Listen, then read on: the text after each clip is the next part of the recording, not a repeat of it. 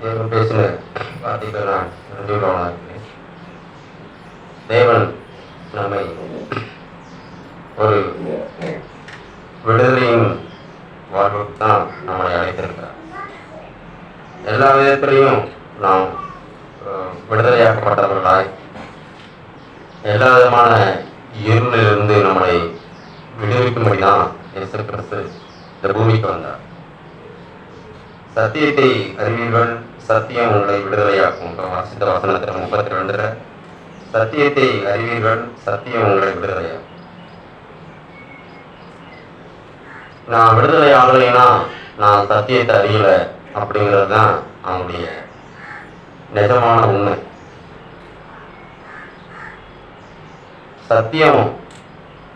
சத்தியத்தை விசுவாசித்தால் அந்த சத்தியம் நம்மளை அப்படிப்பட்ட பாவ வழியிலிருந்து, பகையிலிருந்து, பழைய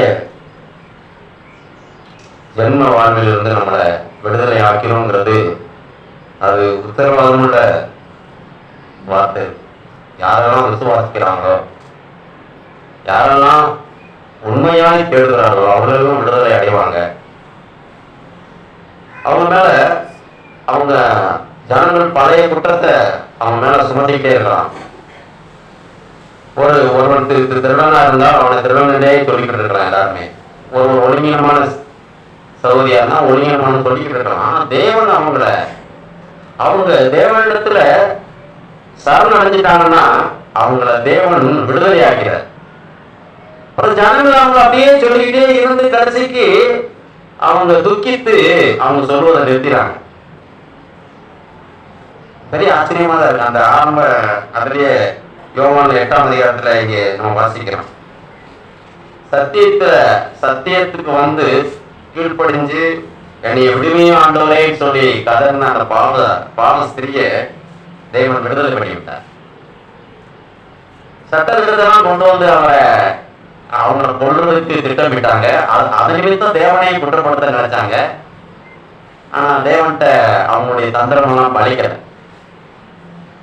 ஆனா ஒரு பாவ வாழ்க்கை வாழ்ந்த ஒரு சகோதரிய அவங்க இருதயத்தின் ஆழத்துல துக்கித்து அவங்க மனம் திரும்புதல் உண்டான உடனே தேவன் அவங்களை விடுதலை நாயகனாய் அவங்களுக்கு விடுதலை பண்ணான். கொள்ளாத ஜனங்கள் இடத்துல இருந்து கூட அவங்களுக்கு விடுதலை தந்துட்டார். அவங்களை யாருமே தடைந்து கொள்வதற்கு தேவன் அனுமதிக்கவே இல்லை. உண்மையிலே அவங்க பாவம் செஞ்சவங்க தான், பிடிபட்டவங்க தான். ஆனா தேவன் அவங்களுக்கு இறந்தது நிமித்தம், அவங்க பாவத்தை உணர்ந்து அறிக்கை செய்த நிமித்தம் அவங்க விடுதலையாக்கப்பட்டாங்க.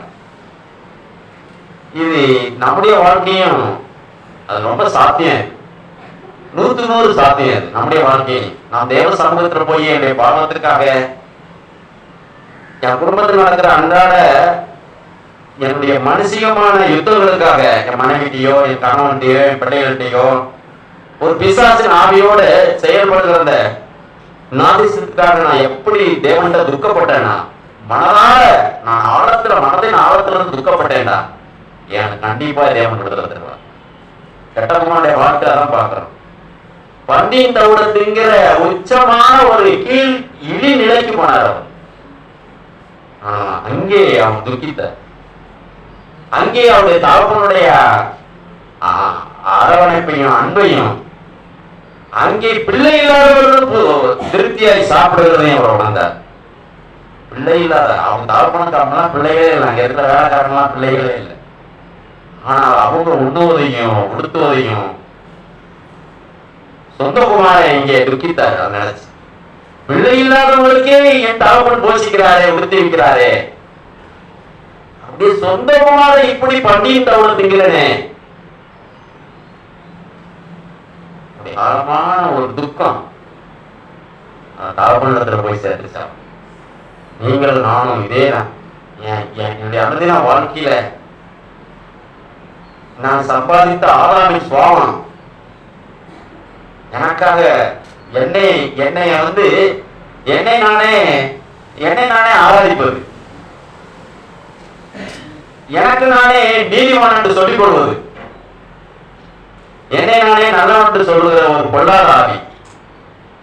மற்றவங்களை எல்லாம் அவங்க எவ்வளவு நீதியா இருந்தாலும் அவங்களை தரம் தாழ்த்தி என்கிற ஒரு எண்ணம், இழிநிலையான ஆவி. இப்படிப்பட்ட ஆவியெல்லாம் தேவனுடைய வெளிச்சத்துக்கு முன்னால வர்றப்ப நாம் துக்கிப்போம்.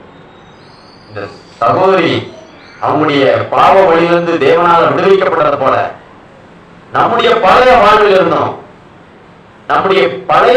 நம்முடைய எல்லா விதமான வாழ்வும் முற்றிலுமாய் தேவனால விடுதலை செய்யப்படுவோம். அப்படி இல்லாம நாம் தேவனை தேடிக்கிட்டே இருக்கிறப்ப ஆண்டவர் சொன்னாரு, என்னை தேடி நீங்கள் பாவங்களில் சாவீர்கள். நாம் சபையில அன்றாட எழுத்தின்படி சபை கூடி வருவது அப்படின்னு சொல்லி நாம் வந்துட்டு போறதுனால நாம் விடுதலை அடைவதுங்கிறது சாத்தியமே இல்லை. அன்னைக்கு இருந்த பரிசேயர்கள் தேவாலயத்துல நிறைய பேர் வந்து போதவர்களா நிறைய பேர் வந்துட்டு தான் இருந்தாங்க. ஏன் இயேசு கிறிஸ்துவோட ஒரு யூதாஸ் இருந்துகிட்டு தான் இருந்தாரு. அவர் பாவத்தை அவர் உணர்ந்து மனம் திரும்ப ஆயத்தம் இல்லை. நானும் இங்க உட்காந்துருக்க யோசிச்சேன், ஆண்டவரே என்னோட பேசுங்க அப்படி சொல்லி நம்ம யாரும் சேவம் பண்ணியிருப்போம். ஆனா பேச எந்திரிச்ச பிரதர் பார்த்தவன இவ்வளவுதானா சப்புன்னு ஆயிடுறான். அப்படிதான் அன்னைக்கு இருந்த தேவ ஜனங்கள் ரெண்டு வேஷம் போட்டுக்கிட்டவங்க எல்லாம் இயேசு தேவகுமாரன் பூமியில சாதாரண மனுஷனாய் வந்து அவர் சொல்றப்ப இவன் தானா? அந்த ரட்சகரை தன்னுடைய வாழ்வில அவர் வெளிச்சமா இருந்தும் கூட அவன் நம்ப தயாரில்ல. என்னுடைய கிரியை பாருங்க, தேவன் சொன்னா என்னுடைய செயல பாருங்க. அதெல்லாம் நாங்க பார்க்க மாட்டோம். நீ தச்சனுடைய மகன், நீ பிதற்றுகிற, நீ வேத பிரமாணத்துக்கு புறம்பா செய்யற, இதே ஆவிதான் நமக்கு இருக்கு. ஏதோ நம்ம பெரிய ஒரு எண்ணத்தில் இருக்கிறோம், அவர் பேசுவார் இவர் பேசுவார், நாளைக்கு சாதாரண எழுந்திருக்கிறாரா இவர் தான். ஏன் இவருடைய குணங்கள் தான் நமக்கு தெரியுமே. யோசிப்பு மகன் தானே இவன் என்ன பெரிய ஆளு அப்படித்தான் நினைச்சு அவருக்குள்ள இருந்த மெய் வாழ்வை அவங்க புறக்கணிச்சிட்டாங்க. நமக்கு இருக்கிற ஆபத்து அதுதான். நம்மளோடு இருந்த அவருடைய பலவீனத்தை பார்க்கலாம். அவர் அப்படிப்பட்ட சோதனை தேவன் வார்த்தையை கொண்டு வர்றப்ப அவரை நாம் கணீனமா பார்த்து தேவன் அவர் மூலம் கொண்டு வர வார்த்தையை நம்ம அகத்தட்டிடுவோம். நம்ம எப்படி குணம் பண்ண முடியும்? நம்ம எப்படி விடுதலை ஆக முடியும்? நீ கணவன் இருக்கிறவங்க தேவனுக்கு பயப்படுறவங்களா இருப்பாங்க. ஆனா மனைவியானவங்க எவ்வளவு பெரியவரா இருக்கு, கணவனை மதிக்கிறது தெரியல. ஏன் அப்படி பெரிய பாக்குறாங்க? அவர்கிட்ட இருக்கிற தேவனுடைய அந்த குணாதிசய மனம் திரும்புகள் அவர் கூட இருக்கிற புதுமையா பார்க்கற அவன் தயாரா இல்ல. அதே போல மனைவிமார்கிட்ட இருக்கிற நல்ல குணங்களை பார்க்கறதுக்கு நிறைய புருஷன்மார்களுக்கு ஞானமே இல்லை. நானும் சேர்ந்துதான் சொல்றேன். அப்படி பெரிய முன்னால பார்த்துட்டு அவங்க அசைக்கப்படுறத தவிர அவன் இருக்கிற நல்ல குணாதிசயத்தை நம்ம வச்சுக்கூட தயாரா இல்லை. இது கெட்டு போறதுக்கு நமக்கு ஒரு அத்தாச்சு. அவன் இருக்கிற நல்லதை பார்த்து நாம வச்சுக்கூடாமே, அவங்கள்ட்ட இருக்கிற குறைவை பார்த்து அவங்களுக்கு அசந்து விட நம்ம நல்லதை பார்க்க முடியலையே. அப்படித்தான் துக்கப்படுறேன். ஆமா, தேவனுடைய வார்த்தை உண்மையிலேயே நம்மளை விடுதலையாக்கும்படிதான் இந்த பூமிக்கு அவர் இயேசு கிறிஸ்து வந்தார். அதைத்தான் நான் உணர்றேன்.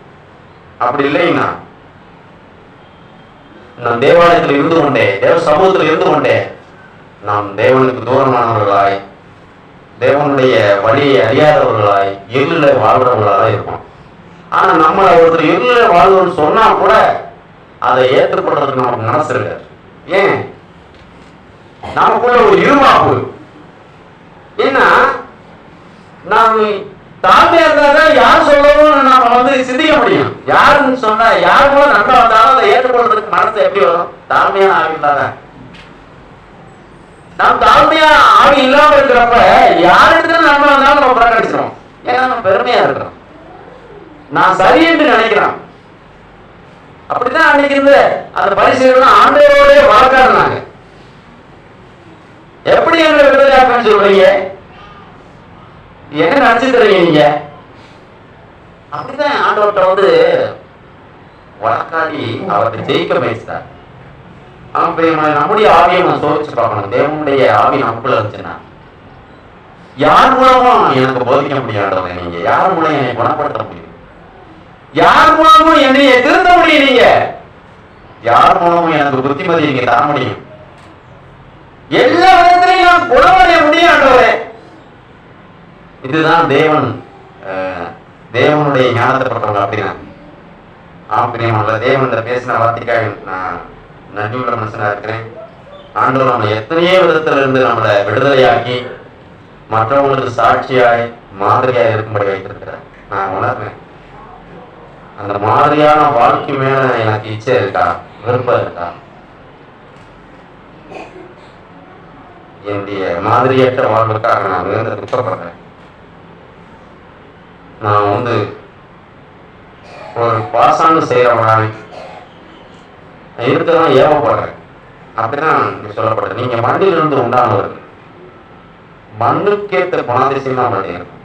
உண்மை பிரியமா அதெல்லாம் நான் வளர்ந்தேன்டா தேவனிடத்துல கதறி அழுதுருவேன். இன்னும் தேவன் விரும்புகிற பிரகாரம் எங்களிடத்துல ஒரு மாற்றம் வாங்க. ஒரு பிள்ளை ஒரு 10வது படிக்கிறது, 10 வருஷமா 10வது பையில இருந்தா எப்படி இருக்கும்? ரொம்ப ஒரு துக்கம் கணினமா. மற்றவங்க மத்தியில, மற்ற மாணவ மத்தியில அந்த பிள்ளை கணினப்படுத்தப்படும். ஏன்னா 10 தடவை பையலா போயிட்டீங்கன்னா, நீ 10 தடவை உண்மையாய் ஒரே வருஷத்துல நீ பார்த்தா என்ன நினைப்ப? எத்தனையோ பட்டங்களை வாங்கி நீங்க என்ன செய்ய 10 வருஷமா நீ அடுத்தடுத்து காலேஜ் படிச்சு அதுக்கு மேல டபுள் டிகிரி வாங்கி மேல போயிட வேண்டியவே. ஆனா நீ 10 வருஷமா 10வதுலயே கிடக்க. 10 வருஷம் 10வது பாஸ் பண்ணிருக்க, அதை நீ பெருசா பேசிட்டு இருக்கிற. நான் 10 வருஷம் 10வது பாஸ் பண்ணிட்டல. இன்னைக்குதான் இருக்கிறேன். எத்தனை வருஷம் நான் ரட்சிக்கப்படுறேன். ஆனா ரட்சிப்பின் வருஷத்துல பாக்குறப்ப நான் எவ்வளவாய் தேவசாயம் அடைஞ்சிருக்கணும், எவ்வளவாய் தேவனுடைய குணாதிசயம் எனக்கு சொந்தமாக இருக்கணும். அப்படி இல்லையே. அப்படி இல்லைன்னா அது குறிச்சு ஒரு வாத, ஒரு துக்கம், வேதனை இருக்கான அது இல்லையே. இப்படிப்பட்ட ஒரு பஞ்சத்துல இருக்க நீ உலகத்தை அப்படித்தானே இருக்கிறாங்க. எல்லாம் பாவம் செஞ்சுக்கிட்டு அட போடா வேண்டிய இந்த உலகத்துல நீ பெரிய யோக்கியனா பேச வந்துட்ட. அவனை பாரு, அவனை விட நான் பரவாயில்ல. இவனே உச்சகட்டமான காரியம் செஞ்சுக்கிட்டு இருப்பான். அவன் இனி இவனை விட போதுமான காட்டிக்கிட்டு நான் பரவாயில்ல. இப்படித்தான் நம்ம ஆவிக்குரியவங்களாய் ஆவிக்குரியவங்க அவளை அப்படித்தான் பார்த்துருக்கிறான். நான் பரவாயில்ல. பிரியமானவர்களே, தேவன் நம்மளை விடுதலை செய்து மறுமையில் இருக்கிற பட்டணம் போல என் குடும்பத்தையும் என் பிள்ளைகளையும் அவர் நிறுத்த அவர் சித்தமா இருக்கிறார். கர்த்தர் நமக்கு இறக்க செய்வார். நானும் உணர்றேன். என் மாதிரி என் இடத்துல என்ன மாதிரி இருக்குன்னு உணர்றேன். ஒன்றையும் நான் மாதிரியா சொல்ல முடியலையே. நான் வெட்கத்துக்குரியவன். ஏன்னா அப்படிப்பட்ட காரியத்துக்கு நான் முக்கியத்துவம் கொடுக்கலங்கிறத நான் உணர்றேன். ஏன்னா தேவன் முழு பலத்தோடு என்னைய முற்றிலும் குணப்படுத்த அவர் சித்தமாக இருக்க, நான் குணமானது யாருடைய தவறு? அப்படி அது என்னுடைய புத்தியினான காரியம். அது தேவன் ரெடியா இருக்கிறாரே, என்னைய சாட்சியா நிறுத்துவதற்கு தேவன் ரெடியா இருக்கிறாரே. அப்படி ஒப்பு கொடுத்த பிள்ளைகளை சாட்சியாக நிறுத்தி இருக்கிறாரே. அப்படியானால் எங்க தவறு இருக்கு? என்னிடத்துல தவறு இருக்கு. நான் தானே உலகத்தை இச்சித்து அங்கே ஓடிக்கிட்டு நான் பேரை மட்டும் தேவனுடைய பேரை வச்சிருக்க பழைய பாட்டு சொல்றது போல நீ எனக்கு கணவனா மட்டும் இருந்து கொண்டு நானே உழைச்சிருக்கிறேன், நானே சாப்பிட்டுக்கிறேன், நானே உடுத்திக்கிறேன், நீ ஒண்ணு எனக்கு தர வேண்டாம், உன் பேர் மட்டும் எனக்கு இருக்கட்டும். இப்படிதான் பழைய ஏற்பாடு. நீ எனக்கு பேர் மட்டும் புருஷனா மட்டும் இரு, ஆனா என் தேவை நானே சந்திச்சுக்கிறேன்னு சொல்றது போல இன்னைக்கு ஆண்டவரின் நாமத்தை மாத்திரமா வச்சுக்கிட்டு நமக்காக வாழ்வதற்கு நம்ம ஏமாற்றப்பட்டிருக்கோம் சாத்தானால. ஏன் விருப்பம் போல வாழ்ந்துகிட்டு, நீ ஏன் விருப்பம் போல பகையை சம்பாதிச்சுக்கிட்டு பகைமையா இருந்துகிட்டு நான் இயேசுவின் நாமத்தை மட்டும் வச்சிருக்கேன்னு நினைக்கிறேன். எனக்கு எவ்வளவு பெரிய இழப்பா இருப்பார். கர்த்தர் நாள்ல என்னை உணர்த்தினார். நான் விடுதலை செய்யும்படி தேவன் விடுதலை செய்ய மனதா இருந்தும் கூட நான் விடுதலை இல்லாதவனாக இருப்பது, அதே பாவத்துல, அதே கோபத்துல, அதே ஜென்ம சுபாவத்துல மூழ்கி இருப்பது எவ்வளவு வேதனைக்குரிய காரியம். கர்த்தர் எனக்கு இறக்க செய்வார். நம்ம எல்லாருக்குமே இறக்க செய்து நம்மளை அந்த ரட்சிப்புங்கிற வெளிச்சத்துல தேவன் நம்மளை நடத்துவாருடைய இந்த நேரத்துல சொல்லிக்கொள்ள கர்த்தர் நமக்கு இறக்க செய்வார்.